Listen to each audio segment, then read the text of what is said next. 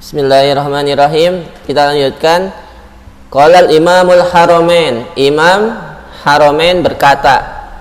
Dikatakan Imamul Haramain tadi Al-Juwaini, julukannya Imam Al-Juwaini itu termasuk daripada ulama top-topnya madhab Syafi'i. Beliau itu bermadhab Syafi'i. Kemudian ketika beliau itu menerangkan suatu menasihati murid-muridnya, setiap orang yang mendengarkan nasihatnya itu pasti nangis. Setiap orang yang mendengarkan nasihatnya itu pasti menangis. Sehingga pernah suatu waktu itu santrinya itu menangis darah. Karena apa? Saking seringnya santri-santrinya Imam Haramain menangis, air matanya habis. Beliau ini kalau menasihati orang, pasti orang itu langsung menangis dan hatinya langsung bersih sebab daripada kejernihan nasihatnya Imam Haramain.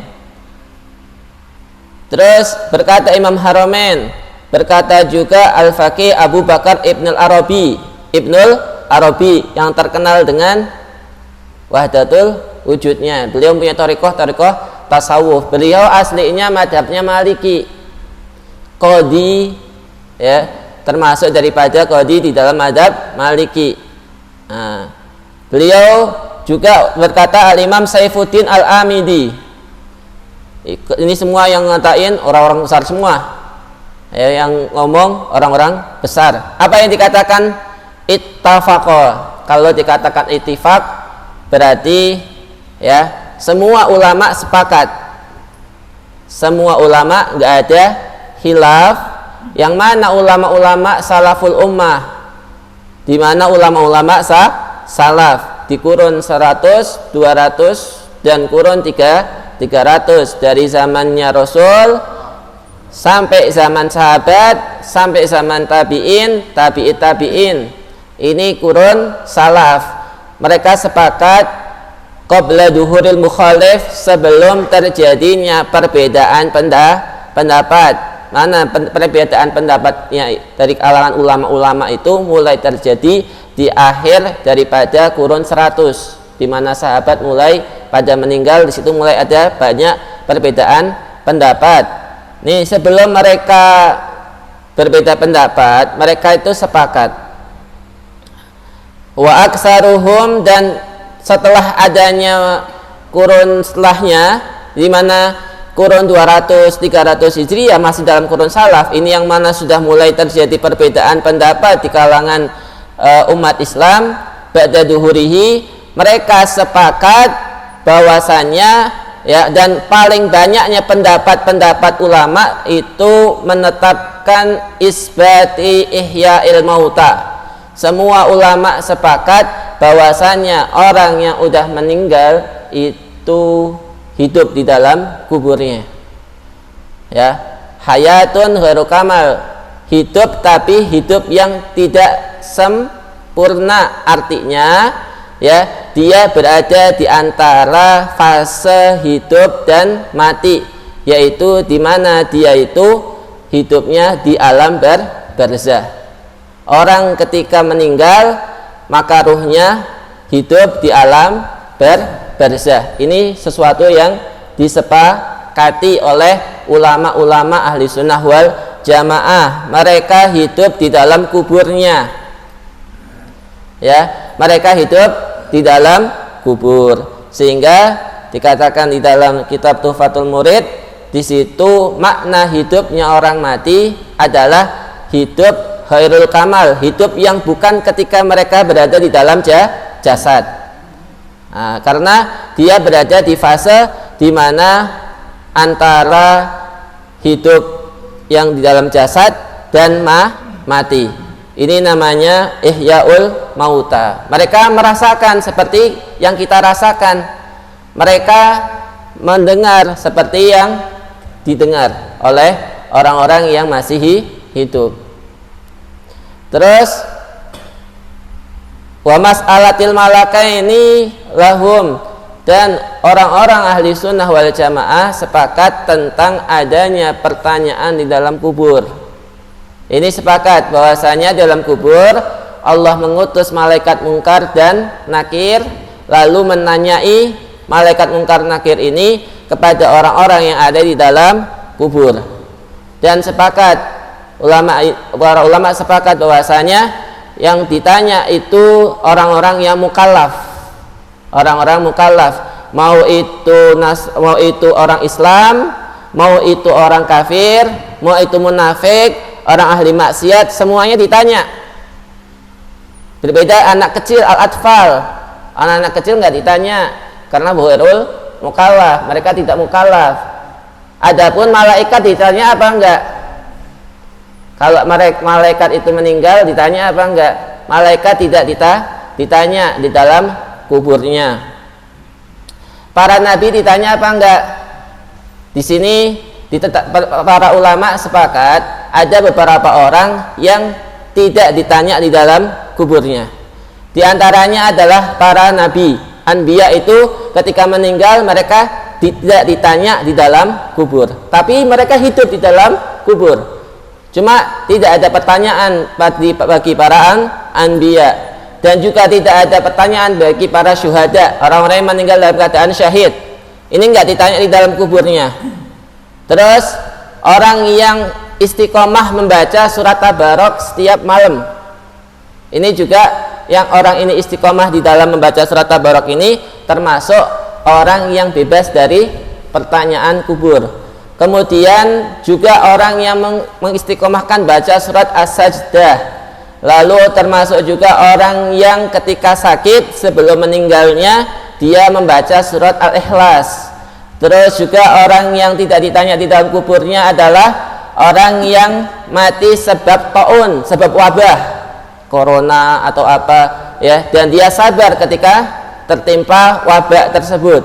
Ini juga bebas dari azab kubur. Kemudian juga diantaranya adalah orang yang mati di malam Jumat atau hari Jumat.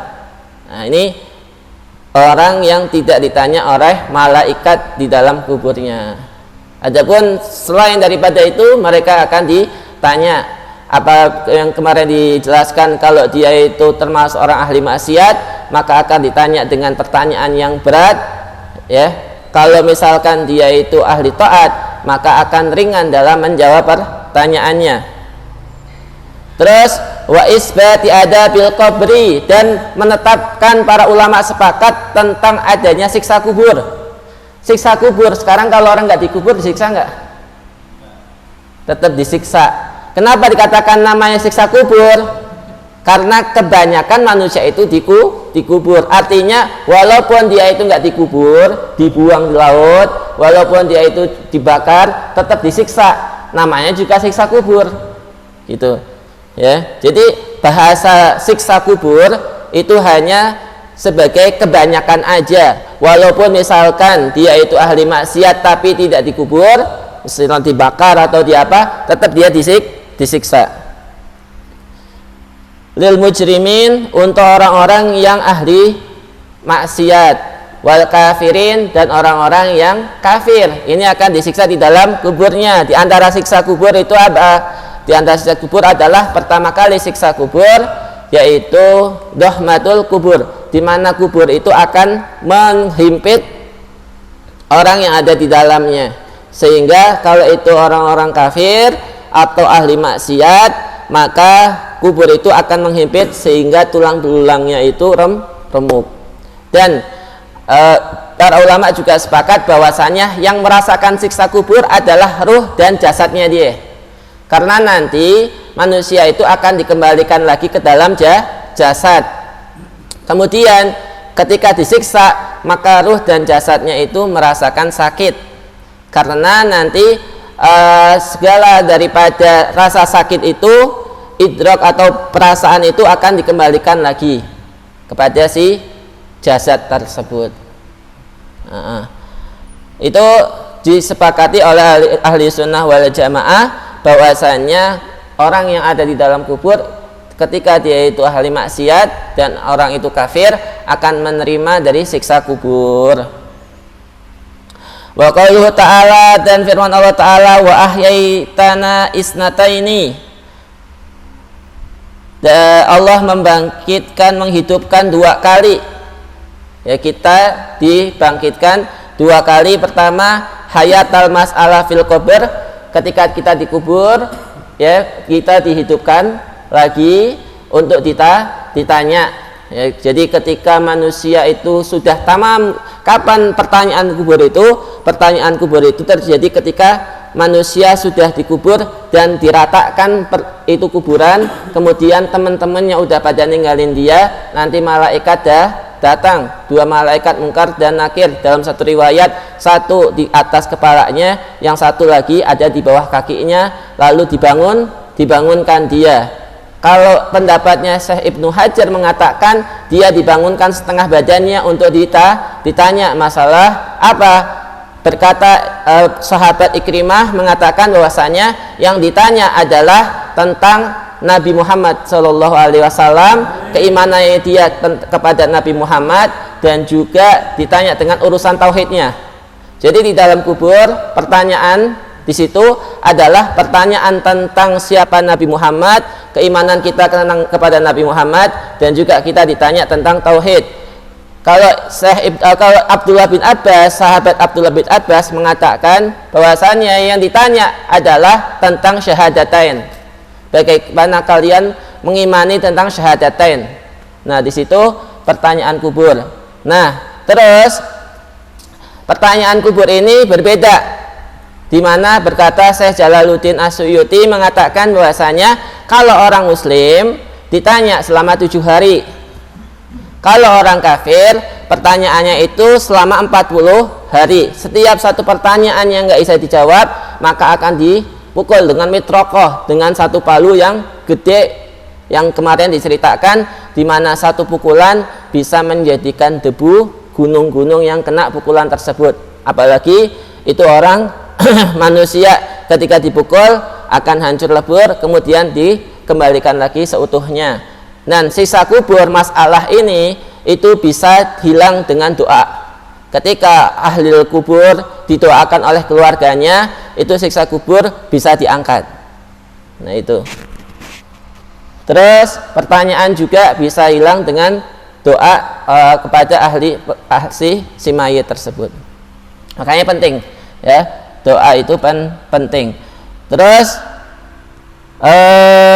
li'annahuma hayatani arafullaha bihima, 2 hidup. Yang pertama hidup untuk ditanya di dalam kuburnya, hidup kedua ketika manusia dibangkitkan setelah meninggal. Jadi ada perbedaan pendapat nih ketika manusia itu sudah di dalam kubur, ya. Terus apa? Nafhatul ula, tiupan daripada trompet yang pertama. Setelah tiupan trompet yang pertama, ada khilaf antara ulama, apakah ruh itu fana, hilang, ataukah ruh itu tetap ada tetapi dia tertidur. Nah, ini ada khilaf antara ulama, tetapi pendapat yang kuat bahwasanya ruh itu tetap ada tetapi dia tertidur. Nanti dibangkitkan ketika ruh itu sudah ada tiupan yang kedua. Ketika tiupan yang kedua, Allah ciptakan lagi jasad manusia yang sudah hancur. Lalu ruh akan masuk ke dalam jasad-jasad yang masing-masing, dan nggak ketukar antara jasad satu dengan jasad yang lainnya. Di sini, ya, bangkit yang kedua kali, kehidupan yang dua kalinya. Wal hayatul ula fid dunya lam ya'rifullah biha. Terus suma'lam, kemudian ketahuilah, ya, wal hayatul ula fid dunya lam ya'rifullaha biha. Nanti ketika kamu sudah di dalam kubur, ketika kamu berada di dalam padang mahsyar, di situ kamu mengetahui Allah bi ainul yakin, ya, dengan hakul yakin, dengan benar-benar keimanan yang derajatnya itu tinggi. Tetapi ketika hidup di dunia, ya, di situ masih derajatnya ma'rifat, belum sampai ke derajat ainul yakin atau hakul yakin, kecuali orang-orang yang dipilih oleh Allah Subhanahu wa taala. Kemudian suma'lam, ketahuilah, annama tadammannahu hadal hadis, sesuatu yang dikandung dalam hadis yang kemarin, yaitu hadis yang diriwayatkan oleh siapa? Bara bin Azib min malakil maut, daripada adanya malaikat kematian, yaitu malaikat Israel, adanya malaikat mungkar, adanya malaikat nakir, ya, malaikat mungkar sendiri, malaikat nakir sendiri, tapi jumlahnya banyak. Kelompok ini namanya malaikat mungkar, yang satu namanya kelompok nakir. Kemudian selain daripada malaikat itu, wa manazil akhirah, dan tempat-tempat di akhirat yang mulai padang mahsyar, jembatan Shiratal Mustaqim, surga, neraka, itu minal umuri al mustabihat, termasuk perkara-perkara yang sifatnya itu samar, ya, yang tidak bisa kita ketahui kecuali kalau kita sudah merasakannya. Ya, ketika kita sudah mati baru melihat malaikat Israel. Kalau kita sudah mati baru melihat malaikat mungkar nakir. Kalau kalian ingin melihat malaikat mungkar nakir, ya mati duluan, karena ini termasuk perkara yang mustabihat. La tariqa li ahadin fi idraki syai'in min awsafiha bil aqli, di mana sifat-sifat para malaikat itu tidak bisa ditemukan oleh akal manusia, tetapi fayakunul abdu bihi mubtalan binafsil i'tiqad la ghairu, maka dari itu seorang hamba itu harus meyakini bahwasanya hal itu ada. Sehingga banyak orang yang dicoba masalah ini, banyak orang yang nggak percaya, tahayul, ya, yaumul qiyamah itu tahayul, siksa kubur itu tahayul. Banyak orang yang dicoba dengan ketidakyakinan mereka tentang adanya adab kubur, sehingga mereka tidak yakin adanya siksaan, tidak yakin adanya malaikat, sehingga mereka tidak beribadah dengan perintah Allah Subhanahu wa taala, tidak dijalanin. Maka dari itu banyak orang yang dicoba masalah ini, karena itu keimanan kita kepada Rasulullah Shallallahu Alaihi Wasallam, ya, seberapa besar keimanan kita kepada Rasulullah, maka dengan itulah kita bisa percaya tentang adanya adab kubur. Kalau kita tidak percaya adab kubur, kalau kita tidak percaya tentang akhirat, maka kita tidak percaya, ya, adanya perintah dari Rasulullah. Seakan-akan kita mengatakan Rasulullah itu pembohong. Maka dari itu, ya, sumber keyakinan tentang adab kubur adalah dengan kita meyakini bahwasanya Rasulullah itu benar dalam semua ucapannya. Rasulullah itu selalu benar dalam setiap ucapan, tidak mungkin Rasulullah itu berbohong. Maka dari itu, ini banyak orang yang dicoba di dalam meyakini masalah ini, ya. Karena hal ini tidak bisa dibuktikan kecuali kita meninggal, mati, ya, baru tahu di dalam kubur ada siksaan, di dalam kubur ada nikmat dan lain-lain. Wa ana ahlussunnah ittafaqu, dan sesungguhnya ahlussunnah wal jamaah, kelompok ahlussunnah wal jamaah sepakat, al-anal amwat yantafiuna, sesungguhnya orang yang mati itu bisa mendapatkan manfaat min sa'il ihya'i. Nih, ya, termasuk pemahaman ahlussunnah wal jamaah bahwasanya orang yang sudah meninggal emang ingkoto amaluhu, dia tidak lagi bisa sholat. Orang yang sudah meninggal tidak lagi sedekah, tidak bisa mendapat pahala, kecuali pahala itu dari orang yang masih hidup yang menghadiahkan untuk dia. Orang yang sudah meninggal kan nggak bisa sholat lagi, orang yang sudah meninggal kan nggak bisa puasa lagi, dia itu berlomba-lomba dalam beribadah kan nggak bisa, karena dia sudah dalam kubur, sudah berhenti masa taklifnya, udah nggak dibebani syariat lagi. Akan tetapi dia masih bisa menerima hadiah dari orang yang hidup, sehingga ada beberapa perkara yang di situ ijma, sepakat ulama ahlussunnah wal jamaah bahwasanya pahala itu masih bisa mengalir kepada orang meninggal daripada pertama sedekah jariyah. Ketika dia masih hidup, dia mensedekahkan sesuatu yang sifatnya tetap, misal sedekah untuk masjid, ya kan? Terus sedekah untuk masjid itu tetap. Ketika dia meninggal, masjidnya dipakai buat sholat, maka dia dapat pahalanya. Terus dia sedekah buat tempat-tempat ibadah, dia sedekah untuk sesuatu kebaikan, ketika dia meninggal, itu pahalanya terus ngalir. Atau dia nggak sedekah, tetapi anak-anaknya, keluarganya itu sedekah diniatin untuk dia punya anak yang soleh, lalu sedekah nih, saya sedekahkan, wakafkan tanah ini untuk di pahalanya untuk ayah saya, itu sedekah itu pahalanya nanti juga ngalir ke orang mati. Selain sedekah masih banyak lagi, diantaranya yaitu wakaf, orang yang mati mewakafkan sebelum meninggalnya dia. Terus ada lagi doa pun sampai ke mayit. Ini ijma semua ahli sunnah wal jamaah, ulama ahli sunnah wal jamaah menyatakan sedekah doa itu sampai kepada mayit. Anak soleh, ya, dia punya anak yang soleh, yang taat, terus anaknya itu ibadah, dianya dapat pahala. Adapun yang hilaf itu apa? Itu pahala baca Al-Quran dihadiahkan untuk mayit. Ini hilaf. Ada yang mengatakan pahala Al-Quran yang dibacakan buat mayit itu sampai, ini disepakati oleh Imam Hanafi, Maliki, Hambali, sepakat bahwasanya kalau kita baca Al-Quran lalu hati kita mengatakan bahwasanya ini saya hadiahkan buat ayah saya, pahalanya nyampe. Ini disepakati 3 madhab.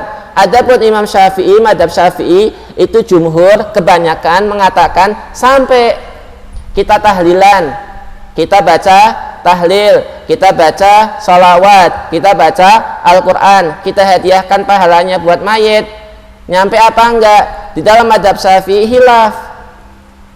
Tapi pendapat jumhur kebanyakan ulama Syafi'i yang mengatakan nyampe dengan kita niatkan bacaan Al-Quran ini untuk ahli kubur. Pendapat yang kedua, nyampe apa enggak? Enggak nyampe. Terus gimana? Enggak nyampe kalau tidak dilafatkan. Artinya syaratnya nyampe menurut madhab Syafi'i yang kedua itu apa? Harus diniatkan dengan membacakan doanya, yaitu apa? Ya Allah, dihadiahkan. Jadi ketika dia membaca Al-Quran, selesai baca Al-Quran atau sebelum baca Al-Quran, dia katakan, ya Allah, Allahumma ausil, ya Allah saya hadiahkan, berilah pahala Al-Quran ini, sampaikan untuk si mayit. Jadi madhab Syafi'i yang pertama mengatakan dengan niat aja cukup. Madhab Syafi'i yang pertama, yang ini jumhur, pendapat yang kuat mengatakan kalau ada orang meninggal kita bacain Al-Quran buat dia, pahalanya nyampe apa enggak?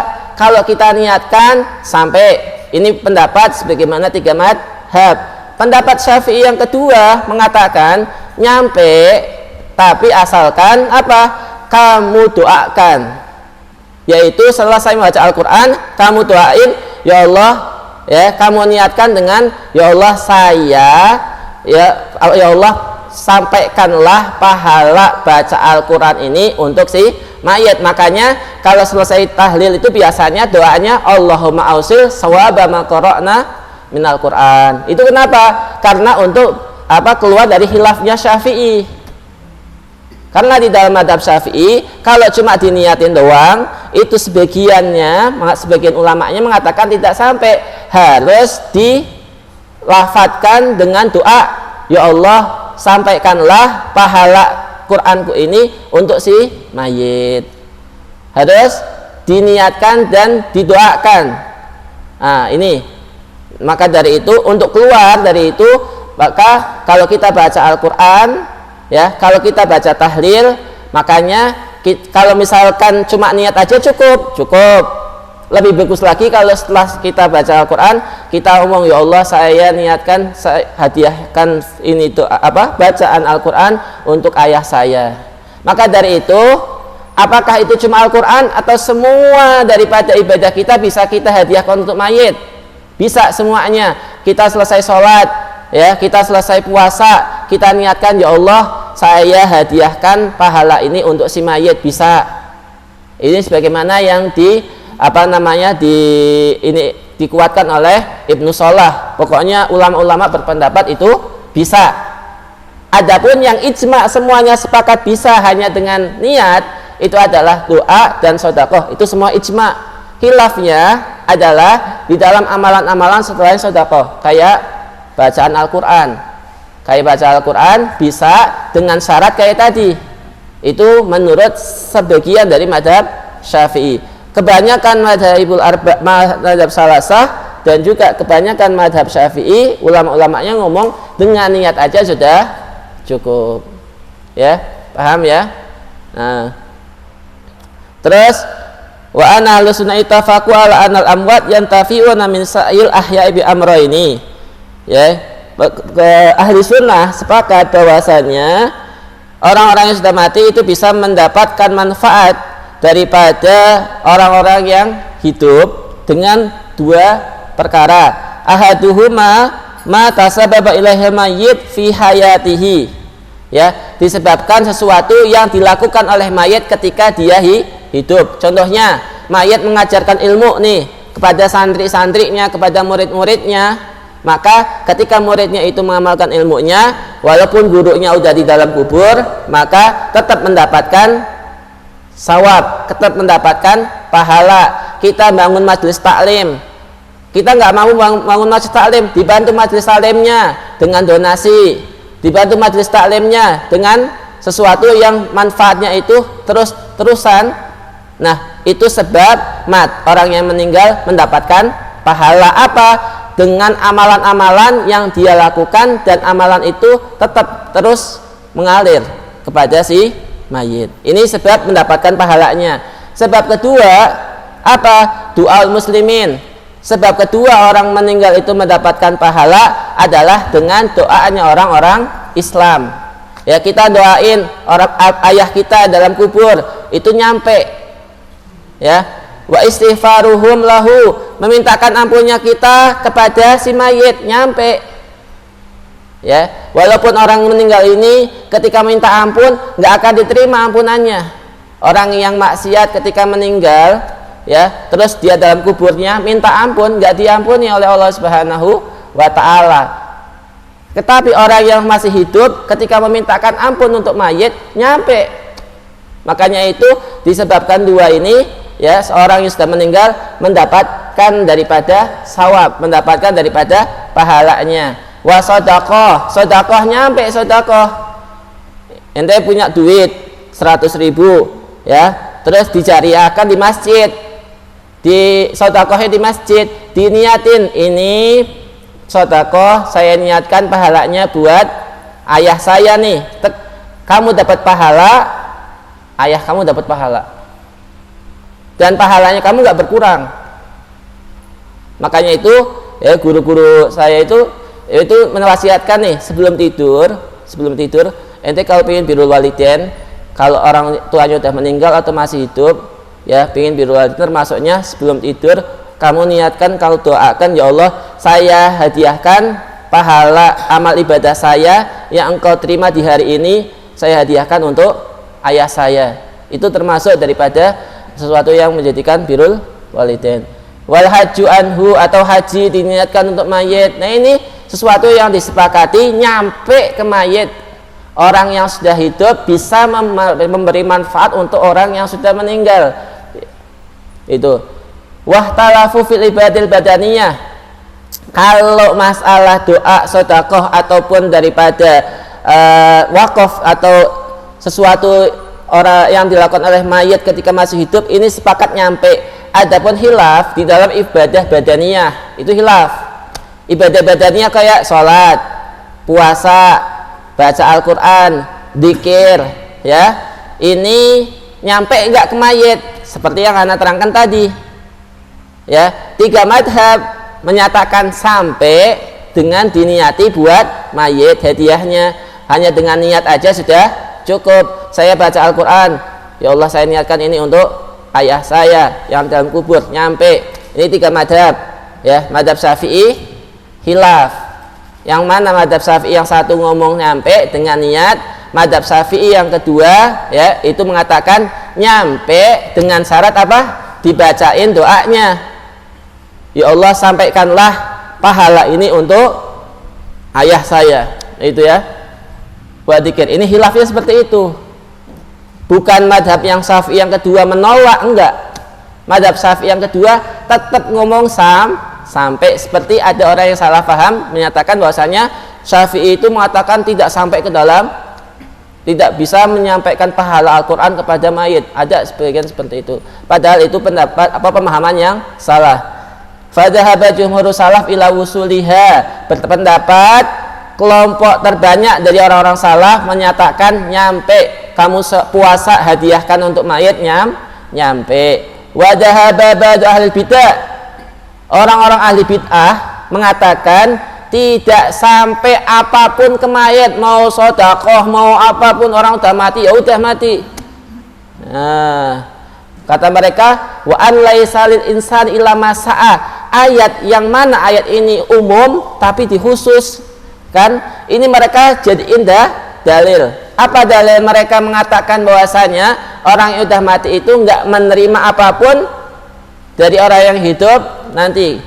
Dalilnya itu adalah wa istidlaluhu, ya, ini sebentar, la du'a walau ghairihi. Kata orang ahli bidah mengatakan nggak akan nyampe ke mayit doa apapun yang kita panjatkan, nggak nyampe, ataupun selain doa apapun nggak bisa nyampe ke mayit. Kata ahli bidah, wa qaluhu mardudun bil kitab wa sunnah. Ucapan mereka ditolak oleh hadis dan Quran.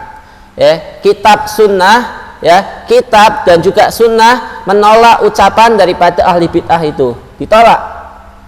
Adapun istidlaluhu, ya, pendapat mereka itu diambil daripada ayat apa? Orang-orang ahli bid'ah ngomong, oh orang yang sudah mati nggak bisa mendapatkan faedah dari orang yang hidup. Istidlalnya, dalilnya apa? Wa an laisa lil insani illa ma sa'ah. Kata mereka di dalam ayat mereka pahami secara dohirnya bahwasanya sungguhnya tidaklah manusia itu akan mendapatkan ganjaran pahala kecuali apa yang telah mereka lakukan. Padahal ini ayat umum, dikhususkan ada beberapa perkara yang dikhususkan bisa sampai kepada mayit. Yang ijma itu ada 10, ya, diantaranya adalah qiraatul Quran, sedekah, doa, terus wakaf masjid, mendirikan majelis taklim, mendirikan masjid. Ini yang sepakat nih, menggali sumur, terus sumur itu dimanfaatin airnya, terus menanam pohon kurma, kurmanya dimanfaatin untuk kemaslahatan umum. Ini perkara-perkara yang ijma bahwasanya itu sampai doanya anak yang soleh, amal ibadah anak yang soleh, ya. Adapun yang hilaf seperti ibadah badaniyah, bacaan Al-Quran dan lain-lainnya, tapi itu hilaf itu sudah dibantahkan. Lam yanfi intifa'a rajul bisa igarihi. Ini ayat tidak menafikan tentang apa? Memberikan manfaatnya seseorang, ya, mendapatkan manfaatnya seorang dengan perbuatan orang lain, nggak bisa menjadi dalil. Wa inna manafa milka ghairi sa'ihi, ya, sesungguhnya yang dinafikan oleh ayat ini, kata Hadratus Syekh Asy'ari, yang dinafikan oleh ayat ini adalah apa? Orang lain nggak bisa memiliki manfaat dari ibadahnya orang lain. Mayit itu nggak bisa mendapat pahala dari ibadahnya orang yang masih hidup, kecuali orang yang hidup itu memberikannya. Ada kecualinya, ya. Ayat ini umum tapi ada khususnya. Apa? Orang yang udah mati nggak bisa dapat pahala dari ibadahnya orang yang hidup, kecuali orang yang hidup itu niatin pahalanya buat yang mati baru bisa. Itu makna ayat itu. Wa amasa yugharihi fahuwa milkun lisaihi, ya. Karena apa? Orang ibadah pahalanya buat siapa? Buat dirinya. Ana punya duit 100.000, ana suhul kerja dapat duit 100.000, kan duitnya punya ane. Ana mau kasihkan ke orang yang lain, bisa nggak? Bisa kan? Terserah kan? Nah, orang lain nggak bisa mendapatkan uang anak kecuali anak kasih. Ibadah pun seperti itu. Ibadah, kalau kamu ibadah, pahalanya buat kamu sendiri. Tapi kalau kamu niatkan buat pahalanya orang lain, nyampe. Gitu. Wa amma sa'yuhari fa wa milkun lisaihi. fa in syaa yubadilahu li ghairihi, kalau dia mau dia kasihkan itu ibadah buat orang lain nyampe, wa in syaa yubqiyahu li nafsihi, kalau dia nggak mau ngadiahin ya udah si mayit nggak dapat apa-apa. Terus wa huwa subhanahu wa ta'ala, dan Allah subhanahu wa ta'ala lam yakul, tidak mengucapkan annahu lam yantafi illa bima sa'a. Ayatnya itu bisa dipahami oleh orang-orang yang memahami lafadznya. Itu apa? Wa an laisa lil insan illa ma sa'a. Ayatnya apa? Laisa lil insan illa ma sa'a. Orang tidak akan mendapatkan pahala kecuali dia hanya mendapatkan pahala dari amal ibadahnya sendiri, ya kan? Tetapi itu tidak mengecualikan bahwasanya orang lain bisa menghadiahkan pahalanya dia untuk si mayit. Itu ya, ini daripada pembahasan kitab Risalah Ahlussunnah wal Jamaah dan akhir daripada pembahasan kitab Risalah Ahlussunnah wal Jamaah. Kita tutup wa hadza akhirul kitab, dan ini adalah akhir kitab. Wallahu a'lam bishawab, wa ilaihi, pada Allah al marja'u wal ma'ab, wa huwa hasbi wa ni'mal wakil, wa la haula wa la quwata illa billahil aliyil azim. Wa sallallahu ala sayyidina Muhammadin wa ala alihi wa ashabihi wa tabi'in wa tabi'it tabi'in lahum bi ihsanin ila yaumiddin, walhamdulillahi rabbil alamin. Bisiril Fatihah. A'udzu billahi minasyaitonir rajim. Bismillahirrahmanirrahim. Alhamdulillahi rabbil alamin, arrahmanir rahim, maliki yaumiddin, iyyaka na'budu wa iyyaka